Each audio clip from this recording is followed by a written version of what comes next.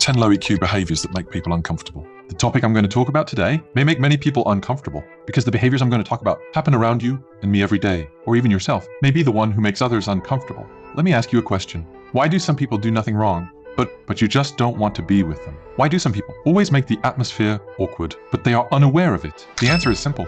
Low EQ. But low EQ is not an IQ problem. It's a matter of awareness, but you just don't realize. Some of your habitual behaviors are slowly consuming others' favor for you. I'll list several of the most typical scenarios and see how many you have. The first one is interrupting. Before the other person, you rush to interject to express your opinion. You think it's active interaction, but in fact, you're telling the other person that what you say and what I have to say matters. I've seen too many people interrupt others, habitually interrupt them. They think it's active thinking, but in others' eyes, it's a sign of disrespect. The second type is always arguing no matter what. Your first reaction is always, but no, it's not right. You seem to be very assertive. In fact, every conversation into a debate, no one likes to talk to a contrarian because it's too tiring to talk to you. The third is oversharing negative energy. They start complaining about work, complaining about and everyone. You think it's just venting, but actually it's emotional dumping. Others are not your trash can. Every time you pour negative energy, you are draining others' patience. I have a friend, Zhaoli, used to be like this. Every time at dinner, he would complain about how bad the company was, how stupid the bosses, and how bad his colleagues were. At first, everyone would comfort him. Later, no one wanted to invite him anymore. Until one time, his best friend told him directly, "You know what? Every time we meet, I feel very tired when I go home." This sentence woke him up. The fourth is to cross the line. You think you're humorous, but you are actually using others' pain points as jokes. You make fun of others' appearance, family background, and feelings, and then say it's just a joke. Why are you so sensitive? True humor makes everyone laugh, instead of embarrassing one person.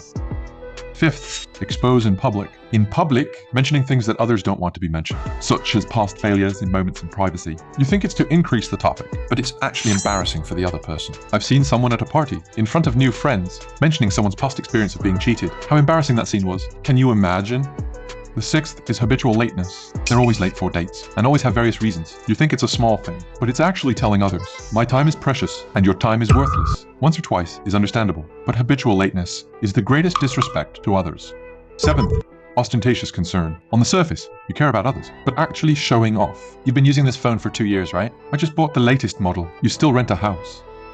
I just bought a house last month. It's not concern, it's a disguised show. It will only make people more uncomfortable. Eighth, never apologize. If you do wrong and hurt others, but refuses to admit mistakes, or make excuses, or pretend to be confused, or blame the other person for being too sensitive, I tell you that a sincere apology is more effective than 100 explanations. Ninthly, teach your own people in front of outsiders, criticizing their partners, family members in front of others, or subordinates, humiliating them. You think this is showing authority, but actually trample on others' dignity. Truly emotionally intelligent people always show respect to those around them. They solve problems privately. The 10th is only taking and no feedback. Others help you. You take it for granted. Others invite you to eat. You never repay. Others introduce resources. You take advantage and disappear. You think it's taking advantage, but actually you're overusing it. Over time, no one is willing to continue. I used to be a person with low EQ. When I started to do self-media a few years ago, I was eager to show myself. I always wanted to show how much I knew in every conversation.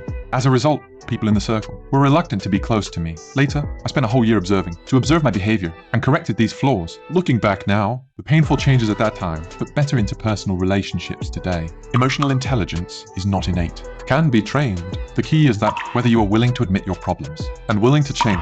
From today on, be a comfortable person before speaking. Think about whether it will hurt others before doing things. Think about whether it will cause trouble to others. Learn to listen, learn empathy, and learn to empathize. You will find that when you start caring about others' feelings, the whole world will be more friendly to you.